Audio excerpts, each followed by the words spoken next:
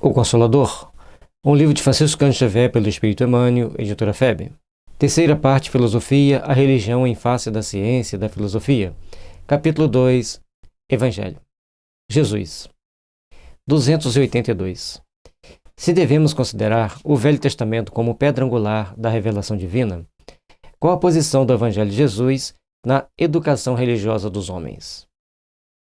O Velho Testamento é o alicerce da revelação divina. O Evangelho é o edifício da redenção das almas. Como tal, deveria ser procurada a lição de Jesus, não mais para qualquer exposição teórica, mas visando cada discípulo o aperfeiçoamento de si mesmo, desdobrando as edificações do Divino Mestre no terreno definitivo do Espírito.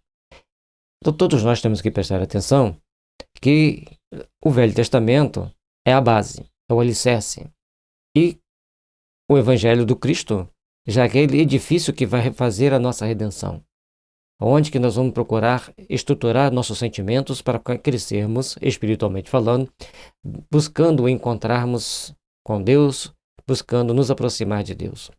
Então, todos nós, ao longo da nossa existência, precisamos aprender a desenvolver os nossos sentimentos no sentido de nos aprimorarmos perante o Evangelho. Porque o Evangelho é a nossa referência de ação, de atitudes, de conduta na vida. Faça o teu próximo e gostaria que fosse feito a ti mesmo. Então, nós temos que saber como nós estamos nos orientando frente à justiça divina, como estamos nos encaminhando evolutivamente frente à justiça divina. E para isso, temos que estudar o Evangelho. 283. Com referência a Jesus, como interpretar o sentido das palavras de João? E o Verbo se fez carne e habitou entre nós, cheio de graça e verdade.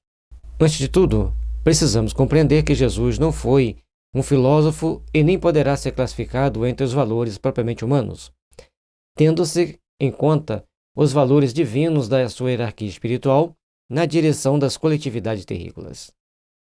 Sendo Jesus o condutor espiritual da humanidade na Terra, o gerenciador do planeta Terra, ele vai definir os caminhos que nós devemos seguir. E todos devemos procurar entender que sem a obediência plena ao Mestre, a gente se perde ao longo do caminho. A gente se perde e se atrapalha dentro do nosso processo de evolução, de nos conduzir para realizações maiores, para condições maiores do nosso processo de evolução. Por isso, é necessário que tenhamos o cuidado e a atenção para agirmos com segurança, com responsabilidade, dentro daquilo que precisamos fazer para a nossa condução espiritual poder ascender. E uma delas é entender Jesus como a luz do mundo que veio aqui, trazendo a paz, a esperança e a fraternidade para nos induzir a instâncias superiores ao aprimoramento de nossos sentimentos. Sendo Jesus o enviado de Deus, ele foi a representação do Pai, junto do rebanho de filhos transviados do seu amor e da sua sabedoria, cuja tutela lhe foi confiada nas ordens sagradas da vida do infinito. Nós, espíritos rebeldes que estamos aqui na Terra, muitos de nós há milhares e milhares de anos, fomos confiados à tutela do Senhor para nos conduzirmos aqui, caminhando para a nossa redenção, para o nosso aprimoramento, buscando fazer valer o aprimoramento de nossos sentimentos, o aprimoramento de nossos sentidos. Portanto, temos que entender Jesus como algo muito mais transcendente. Diretor Angélico do Orbe, seu coração não desdenhou a permanência direta entre os tutelados míseros e ignorantes, dando ensejo às palavras do apóstolo, acima referidas. Então, ele vem como o Verbo, aquele que cria, aquele que ilumina, e se fez carne, que ele se materializa entre os homens e caminha cheio de graça e verdade, mostrando os caminhos da nossa redenção, mostrando os caminhos do nosso aperfeiçoamento espiritual. E, infelizmente, até hoje, para a grande maioria de nós, ainda aprendemos a praticar muito pouco do Evangelho. 284. O apóstolo João recebeu missão diferente na organização do Evangelho, considerando-se a diversidade de suas exposições em confronto com as narrações de seus companheiros. Ainda aí, temos de considerar a especialização das tarefas.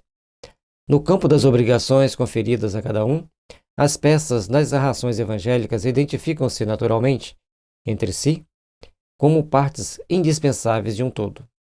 Mas somos compelidos a observar que, se Mateus, Marcos e Lucas receberam a tarefa de apresentar nos textos sagrados o pastor de Israel na sua feição sublime, João coube a tarefa de revelar o Cristo divino na sua sagrada missão universalista. Então, cada um ali tinha uma especialização para trazer aquela mensagem. E Mateus, Marcos e Lucas mostram Jesus nas suas ações humanas, mostram Jesus na sua caminhada. E João, já mais preparado espiritualmente, traz Jesus com uma visão mais universalista, mais transcendente e mostrando para nós condições bem mais abrangentes do entendimento superior que devemos ter.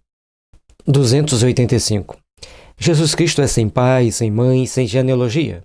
Como interpretar essa afirmativa em face da palavra de Mateus?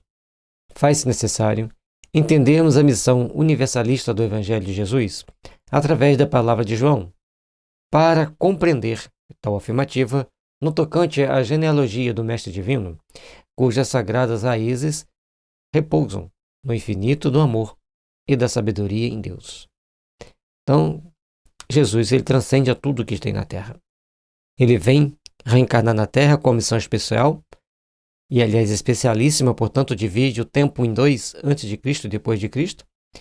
E com isso, nós temos que prestar atenção em vários detalhes do Evangelho, porque todos eles trazem para nós faces diferenciadas para o nosso entendimento sobre Jesus. Então, quando diz que ele não tem pai nem mãe, é porque ele transcende os aspectos humanos. Ele está acima de todos nós. E, logicamente, ele mesmo deixou claro quem é meu pai e minha mãe. Todos aqueles que fazem a vontade do meu pai. Mostrando que ele estava numa condição de superioridade psíquica em relação às demais pessoas. Que todo mundo achava, esse é meu pai, essa é minha mãe, esses são meus irmãos. E Jesus, esses são meus pais, essas são minhas mães, esses são meus irmãos e essas são minhas irmãs. Então ele transcende, ele amplia e os conceitos vão ficando maiores, vão ficando mais abrangentes. 286. O sacrifício de Jesus deve ser apreciado tão somente pela dolorosa expressão do Calvário?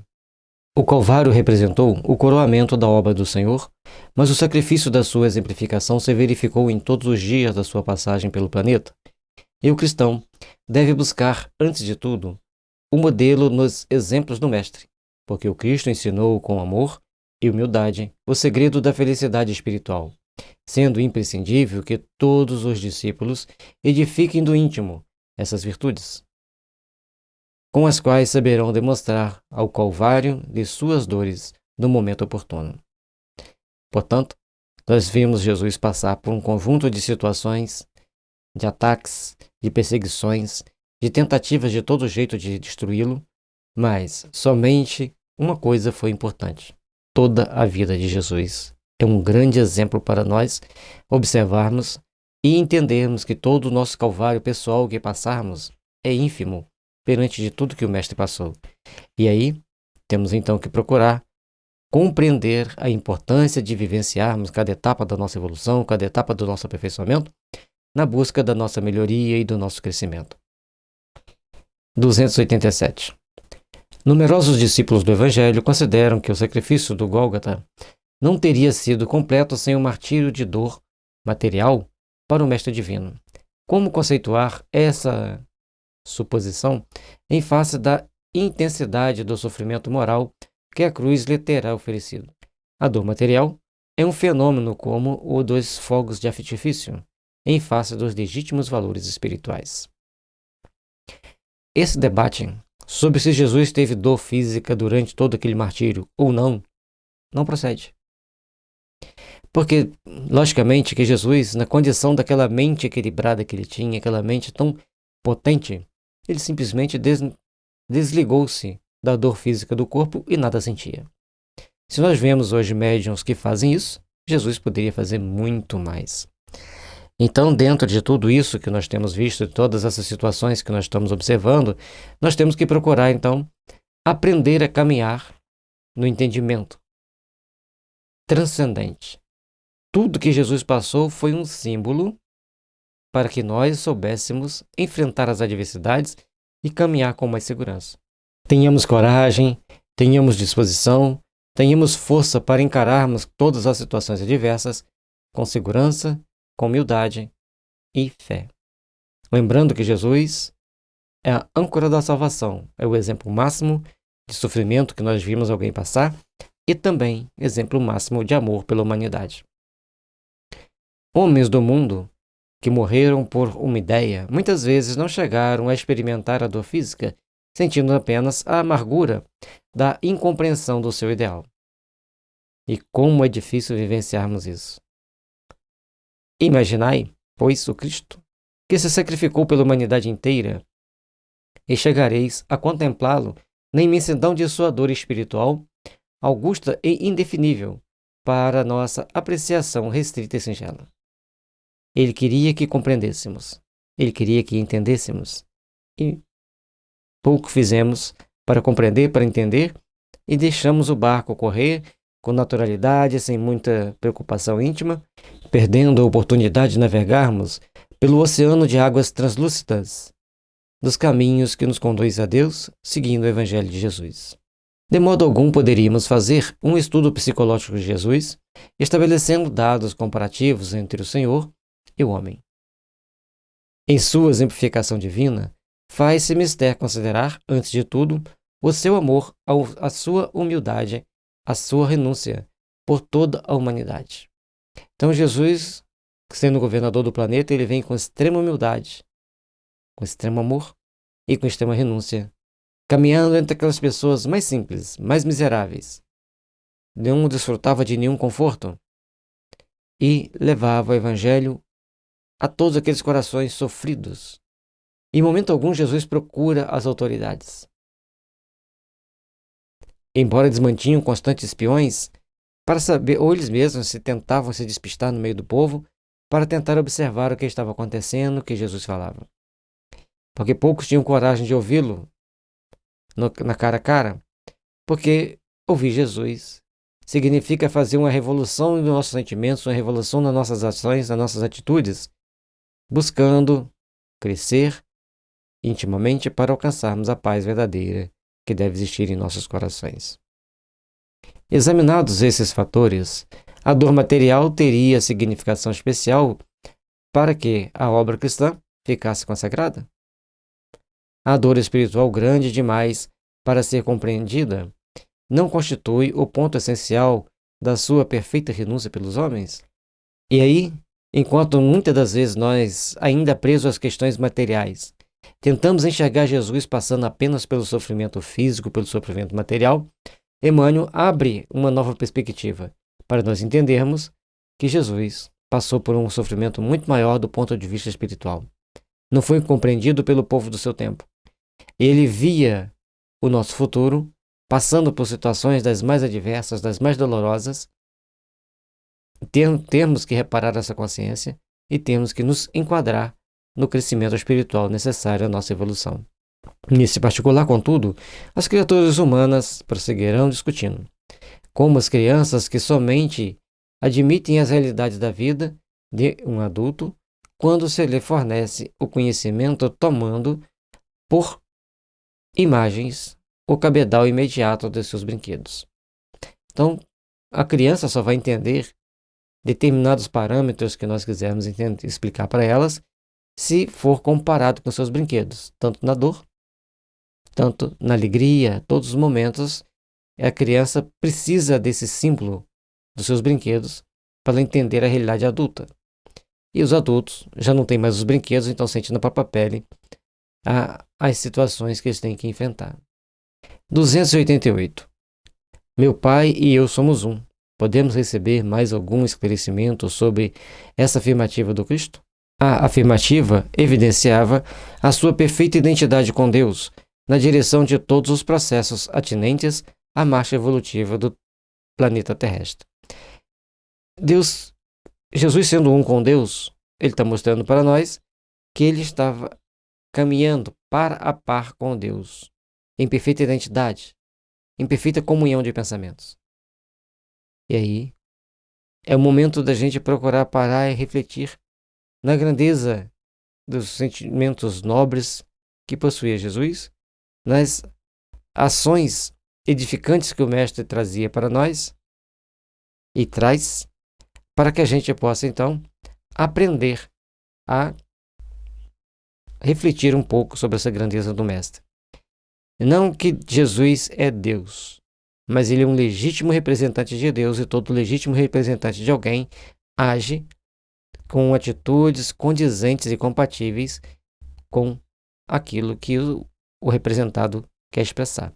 Portanto, Jesus e Deus têm a mesma expressão de sentimento para todos nós, embora sejam duas entidades distintas.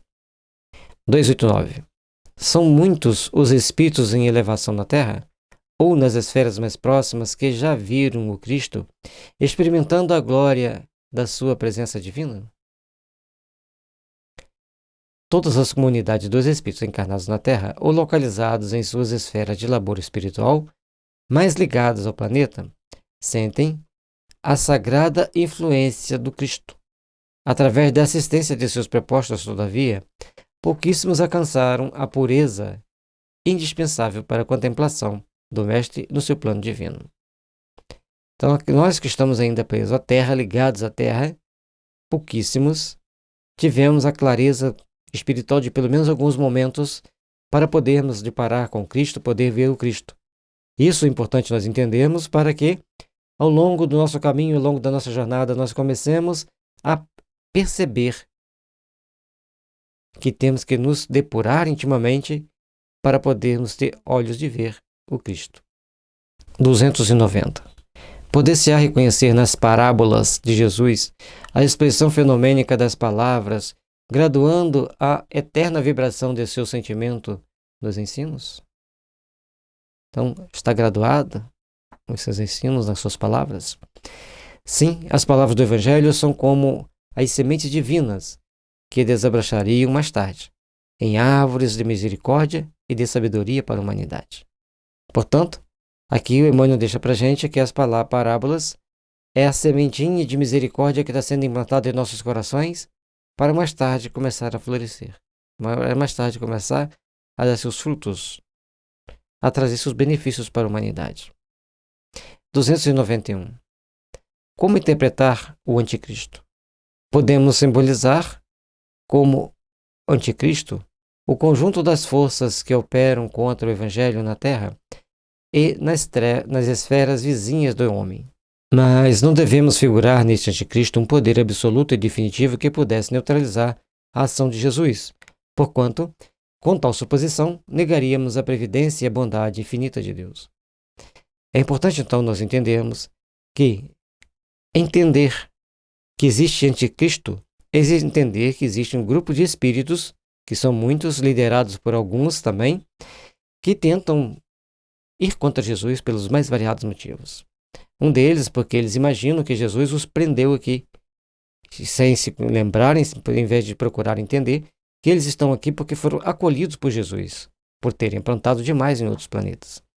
Mas, como todos aqueles que cometem erros não gostam de ser chamados a atenção, ficam bravinhos, então, eles precisam de ter noção de que não vão vencer Jesus, não vão vencer o Cristo. E todos terão que passar por etapas de aprendizado, etapas de aprimoramento, para que um dia eles despertem em si os valores transcendentes da alma que os conduzirão ao Pai. Então, todo aquele que podemos identificar como possível anticristo é apenas um pobre espírito sofredor, preso em infelicidades atrozes, que precisa despertar para as realidades transcendentes do amor, da paz e da fraternidade. E irão despertar. Portanto, saber que existem espíritos maus, espíritos ligados às trevas, sabemos. Então, esses espíritos que ficam tentando ir contra Jesus, eles terão um momento que eles terão que passar para a sua depuração, passar pelo crivo do Mestre para alcançarem a iluminação íntima, alcançarem o bem-estar espiritual. É necessário que nos unamos em oração, em amor ao Cristo, para vencermos essas etapas artificiais e complexas que alguns tentam colocar para nós.